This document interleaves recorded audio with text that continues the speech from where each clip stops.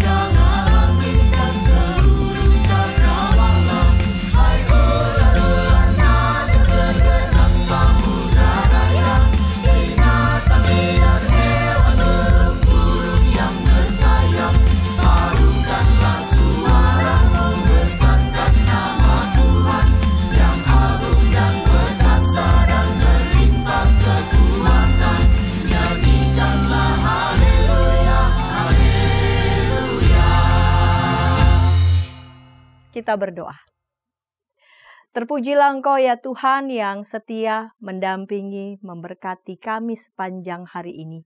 Dan malam hari ini bersama dengan keluarga, sahabat kami hendak beribadah. Bapa kiranya berkati kami dalam ibadah malam hari ini. Dalam Kristus kami berdoa. Amin. Apa yang terjadi setelah kita mati? Pertanyaan itu kerap muncul dalam benak banyak orang ketika kita menyaksikan ada saudara, kerabat, sahabat, keluarga kita yang meninggal dunia. Sebagai orang beriman kita percaya bahwa meninggalnya orang-orang percaya bukanlah akhir. Alkitab memberi kesaksian tentang kebangkitan orang-orang yang meninggal dunia. Salah satu yang tercatat dalam Injil Lukas 20 ayat 37 sampai 38. Tentang bangkitnya orang-orang mati, Musa telah memberitahukannya dalam cerita tentang Semak Duri, di mana ia menyebut Tuhan sebagai Allah Abraham, Allah Ishak, dan Allah Yakub.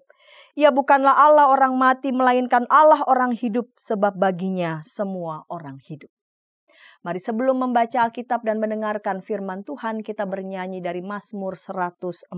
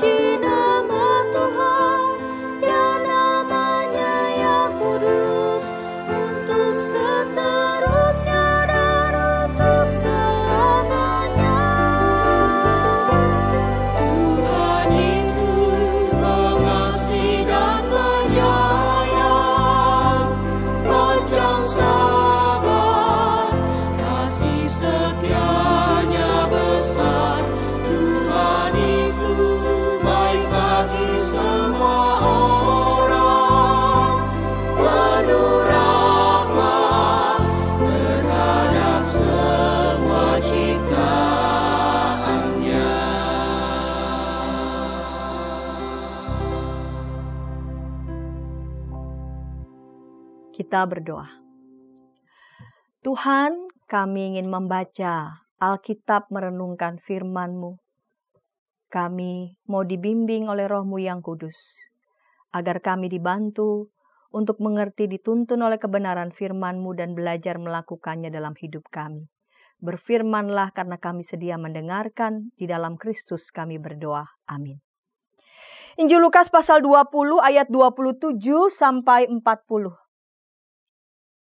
Beberapa orang Saduki yang mengatakan bahwa tidak ada kebangkitan datang kepada Yesus dan bertanya kepadanya, "Guru, Musa menuliskan perintah ini untuk kita, jika seseorang yang mempunyai saudara laki-laki mati sedangkan istrinya masih ada, tetapi ia tidak meninggalkan anak, saudaranya harus mengawini perempuan itu dan memberi keturunan bagi saudaranya itu. Ada 7 orang bersaudara. Yang pertama mengawini seorang perempuan lalu mati tanpa meninggalkan anak. Lalu perempuan itu dikawini oleh yang kedua dan oleh yang ketiga, dan demikianlah berturut-turut oleh ke-7 saudara itu. Mereka semuanya mati tanpa meninggalkan anak. Akhirnya perempuan itu pun mati. Pada waktu kebangkitan, di antara mereka siapakah beristrikan perempuan itu? Sebab ke-7-nya telah beristrikan dia. Jawab Yesus kepada mereka, orang-orang dunia ini kawin dan dikawinkan, tetapi mereka yang dianggap layak untuk mendapat bagian dalam dunia yang lain itu, dan dalam kebangkitan dari antara orang mati tidak kawin dan tidak dikawinkan. Mereka tidak dapat mati lagi sebab mereka sama seperti malaikat-malaikat dan mereka adalah anak-anak Allah karena mereka telah dibangkitkan. Tentang bangkitnya orang-orang mati, Musa telah memberitahukannya dalam cerita tentang semak duri, di mana ia menyebut Tuhan sebagai Allah Abraham, Allah Ishak, dan Allah Yakub. Ia bukanlah Allah orang mati, melainkan Allah orang hidup, sebab baginya semua orang hidup. Beberapa ahli Taurat menanggapi, "Guru, jawabmu itu tepat sekali, sebab mereka tidak berani lagi menanyakan apa-apa kepada Yesus." Bagian bacaan Injil yang kita baca kemungkinan besar akan terdengar aneh, tidak relevan ya bagi sebagian besar kita. Pertanyaan dibuka dengan sebuah informasi beberapa orang Saduki yang mengatakan tidak ada kebangkitan. Mereka datang kepada Yesus. Informasi di awal sudah menarik bagi kita. Siapa orang Saduki ini? Nama Saduki ditafsirkan dengan kata Ibrani untuk benar dan adil. Golongan orang-orang Saduki menguasai kehidupan politik dan agama sekitar Bait Suci di Yerusalem dalam zaman Yesus. Dapat dikatakan bahwa mereka merupakan satu golongan berkuasa yang terdiri dari keluarga-keluarga imam yang kaya dan kaum menak Yahudi. 2, suatu mazhab teologi seperti orang-orang Farisi yang pengikut-pengikutnya hanya terbatas kepada lapisan atas yang kecil dari masyarakat Yahudi. Orang-orang Saduki tidak begitu menyusahkan diri dengan persoalan yang dalam dan dengan tuntutan-tuntutan berat dalam lapangan keagamaan. Orang-orang Saduki mengutamakan hanya kitab Taurat, kitab Kejadian, Keluaran, Imamat, Bilangan, Ulangan. Kejadian sampai Ulangan. Sedangkan kitab-kitab para nabi, tradisi tafsiran para rabi tidak terlalu mendapat perhatian. Dalam kaitan dengan apa yang mereka tanyakan tentang kebangkitan, maka memang sangat sulit menemukan kitab Taurat suatu ayat tentang kebangkitan. Ya, jadi kan mereka orang-orang yang tidak percaya pada kebangkitan. Bagaimana mau memberi argumentasi untuk mereka, sedangkan 5 kitab Taurat yang hanya mereka percaya tidak bicara secara persis tentang kebangkitan.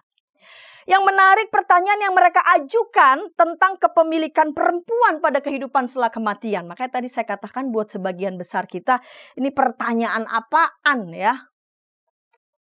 Mereka bertanya tentang siapa yang memiliki perempuan ini ketika pada kehidupan setelah kematian.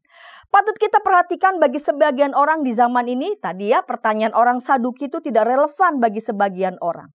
Pertanyaan orang Saduki itu dihubungkan dengan peraturan dari Ulangan pasal 25 ayat 5 sampai 10 mengenai perkawinan levirat, perkawinan ipar. Ya, buat beberapa suku, sepertinya orang Batak juga dulunya pernah melakukan seperti itu ya, tapi saya tidak tahu untuk era yang sekarang masihkah ada yang melakukan itu. Peraturan itu diakui secara sah sebagai ketentuan yang diyakini ditulis oleh Musa. Musa sebagai figur nabi, guru ya, figur yang otoritatif. Berdasarkan peraturan tersebut, yang mana peraturan tersebut hampir-hampir tak lagi dijalankan di zaman Yesus. Orang Saduki mengimajinasikan sebuah cerita tentang seorang perempuan yang berturut-turut mempunyai 7 suami. Lalu menyusullah pertanyaan mereka di ayat 33. Pada waktu kebangkitan di antara mereka siapakah beristrikan perempuan itu sebab ketujuhnya telah beristrikan dia. Dari pertanyaan tersebut muncul kesan pertanyaan ini kan semacam apa? Ngejek ya. Pertanyaan ini semacam ejekan. Seperti biasa terjadi dalam polemik antara pengikut-pengikut dari berbagai agama atau aliran ya. Di masa ini kan suka kadang-kadang gitu kan. Suka ngejek gitu loh. Ya, beberapa yang kita dengar ajaran dari satu agama lalu kemudian dicuplik, lalu kemudian diejek gitu ya. Lalu kemudian aduh kita mau denger nih pengikut sana panas apa enggak, pengikut sini bela apa enggak. Kira-kira suasananya seperti itu. Dengan mengambil ayat dari kitab Taurat itu maka mereka seolah-olah mengejek. Bukan hanya jelas bahwa kitab Taurat tidak memuat satu ayat yang dapat membuktikan tentang kebangkitan, tetapi jelaslah juga bahwa berdasarkan ayat-ayat dari kitab Taurat tentang kebangkitan itu merupakan kebodohan, menimbulkan tertawaan. Kira-kira mau dikatakan kalau dalam kitab Taurat diwajibkan perkawinan ipar tersebut, alangkah itu menyebabkan keadaan jadi menggelikan. Andai kata memang terjadi di saat kebangkitan manusia. Mungkin orang-orang Saduki mau mencapai bahwa para penonton bisa jadi tertawa juga. Ya, karena lelucon mereka mengenai perempuan yang seorang itu dengan 7 suaminya. Dengan cara itu mereka mencoba membuat para lawan mereka menjadi tertawan orang. Ya, mirip lagi-lagi seperti yang dipertontonkan di era ini. Bagaimana respons Yesus terhadap pertanyaan mereka? Mengecam, penolak, ya, bermacam-macam hayalan yang berhubung dengan kebangkitan, seperti yang masih lazim di kalangan rakyat dan juga kalangan orang Farisi. Ia melanjutkan di ayat 37-38 tentang bangkitnya orang-orang mati. Musa telah memberitahukannya dalam cerita tentang semak duri, di mana ia menyebut Tuhan sebagai Allah Abraham, Allah Ishak dan Allah Yakub. Ia bukanlah Allah orang mati melainkan Allah ya orang hidup, sebab baginya semua orang hidup. Yesus menolak harapan yang egoistis mengenai hari depan. Seolah-olah keinginan yang tidak sempat terwujudkan, misalkan di bumi kelak bisa terwujudkan di kehidupan di sana. Mungkin waktu masih hidup belum dapat baby bands, mungkin dengan amal perbuatan nanti di sana bisa dapat baby bands. Keinginan-keinginan egoistis seperti itu ditepis oleh Yesus. Yesus menolak pandangan seperti itu. Kepercayaan dan harapan tentang dunia baru itu bukanlah tentang keinginan-keinginan manusia, tetapi tentang kekuasaan dan kemuliaan Tuhan. Seperti yang tertulis dalam 1 Korintus 15 ayat 22-28. Dunia baru itu sangatlah berlainan dengan dunia yang sekarang. Dunia yang baru itu sangatlah berlainan dengan apa yang kita bayangkan. Di bumi perkawinan itu terjadi, ya memungkinkan sebab melalui perkawinan keturunan manusia itu terus berkelanjutan. Tetapi di dunia yang baru itu dalam kebangkitan tidak diperlukan lagi perkawinan. Mereka sama seperti malaikat-malaikat. Yang hendak dikatakan bukanlah lalu kemudian manusia yang dibangkitkan itu menjadi sama dengan malaikat, melainkan bukan lagi menjadi orang-orang yang fana seperti kita di bumi. Mereka menjadi anak-anak Allah karena mereka telah dibangkitkan. Pada bagian kedua jawaban Yesus berbicara tentang kebangkitan berdasarkan kitab Taurat. Ya, berdasarkan kitab Taurat, Keluaran pasal 3 ayat 6. Allah bukanlah hanya Allah Abraham, Ishak, Yakub selama mereka hidup saja, tidak. Sebab Allah tetap Allah Abraham, Ishak, Yakub. Ia tetap mengingat dan menyimpan nama-nama itu. Sebab Allah tetap Allah Abraham, Ishak, dan Yakub. Ia tetap mengingat, menyimpan nama-nama itu. Ia bukanlah Allahnya orang-orang mati, tetapi Allahnya orang-orang hidup. Dan adalah terang bahwa dalam dunia maut tidak ada orang ingat atau tidak ada ingatan-ingatan kepada Allah. Mazmur 6 ayat 6. Maka dari itu sekalipun kitab Keluaran tadi yang dikutip oleh Yesus tidak membuktikan secara langsung. Ya, ini kan tidak menjawab secara langsung isu tentang kebangkitan yang diragukan oleh orang Saduki. Namun ayat itu membawa kita pada kesimpulan bahwa tidaklah percuma kita percaya pada kebangkitan manusia. Dengan jawaban yang merujuk pada kitab Keluaran tersebut, mungkin tidaklah memuaskan berkaitan dengan isu tentang kebangkitan manusia. Namun dalam zaman itu jawaban Yesus kepada orang Saduki adalah sesuai dengan cara soal berjawab, dengan cara pemakaian nas Alkitab. Sebab mereka kan hanya percaya Kejadian sampai dengan Ulangan. Maka yang harus dikatakan oleh Yesus harus merujuk juga kepada salah satu kitab Taurat. Dalam jawaban Yesus itu terdapat suatu kebenaran yang mendalam. Siapa yang hidup dalam persekutuan dengan Allah sebagai murid Kristus, maka pada saat kematiannya mempercayakan diri kepada Dia yang telah mengalahkan kematian itu. Rasul Paulus pernah berkata, "Jikalau Kristus tidak dibangkitkan, sia-sialah kepercayaan kamu dan kamu masih hidup dalam dosamu. Demikianlah binasa juga orang-orang yang mati dalam Kristus." Jikalau kita hanya dalam hidup ini menaruh pengharapan pada Kristus, kita adalah orang-orang yang paling malang dari segala manusia. Dengan demikian, bagian tentang kebangkitan manusia ini sedang menunjuk kepada kebangkitan Kristus. Justru di sanalah Allah telah membuktikan dan menjamin bahwa Ia bukanlah Allahnya orang-orang mati, tetapi Allah bagi orang-orang yang hidup. Sebab Allah sendiri adalah Allah yang hidup. Kita diundang memiliki pandangan yang melampaui keterbatasan kita. Kita diundang untuk memiliki iman yang teguh pada janji-janji Allah. Hidup dalam keyakinan, dalam pengharapan akan kebangkitan dan kehidupan kekal bersama Allah akan memandu kita menghargai kehidupan yang sekarang ini sedang kita jalani. Hidup menjadi lebih bermakna. Hari-hari yang kita jalani tidak akan kita jalani secara serampangan, secara sembarangan. Kita akan memberi makna pada seluruh aktivitas dan tindakan kita. Kerja, karya yang kita jalani. Sekalipun hidup yang saat ini kita sedang jalani tidak selalu dalam kondisi yang baik-baik saja. Bisa jadi kita mengalami berbagai macam kondisi yang secara tiba-tiba menyentak kita, membuat kita bergumul begitu berat. Janji Allah kepada kita itu menguatkan kita, tidak membuat kita goyah, melainkan tetap teguh dalam iman kepadanya.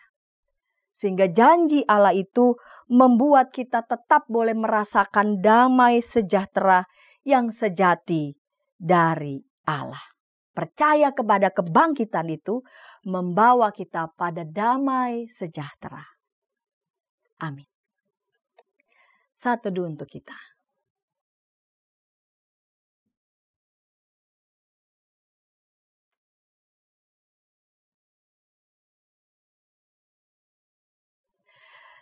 Bila ada di antara anggota keluarga Allah yang ingin didoakan, sila menghubungi kami di nomor 0812-8188-9191. Tim doa kami akan mendoakan saudara. Mari kita berdoa.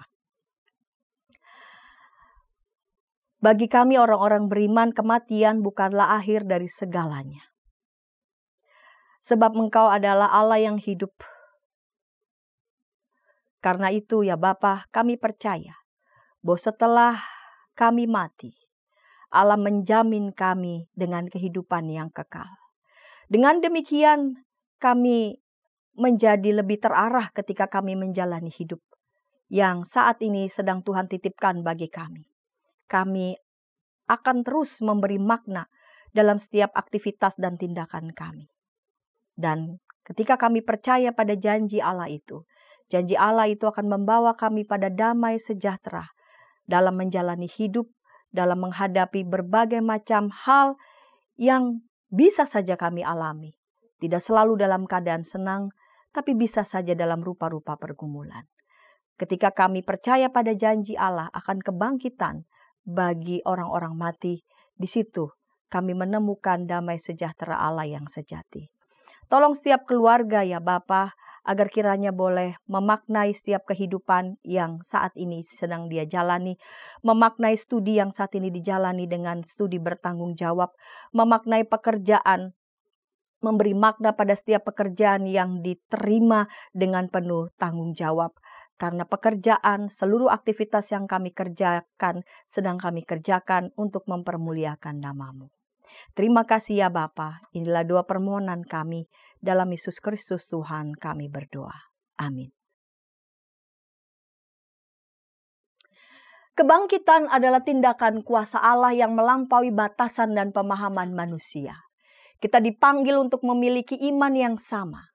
Kebangkitan adalah salah satu janji terbesar Allah dan kita dipanggil untuk percaya bahwa Allah membangkitkan kita ke kehidupan yang kekal bersamanya. Mari kita pujikan janji yang manis.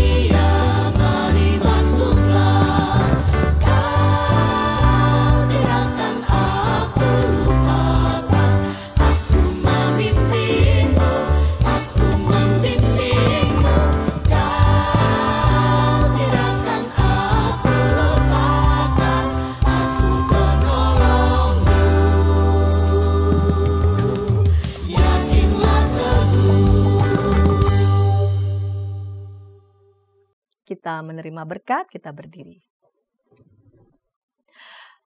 Anugerah Tuhan Yesus Kristus, belas kasih Allah Bapa dan persekutuan dalam Roh-Nya yang kudus menyertai kita sekalian. Amin. Terima kasih ya Allah Bapa, terima kasih ya Yesus Kristus Tuhan, terima kasih ya Roh Kudus, Allah Trinitas Maha Kudus. Amin.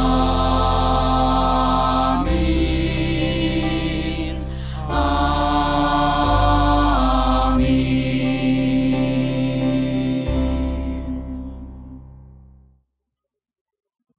Saat teduh untuk kita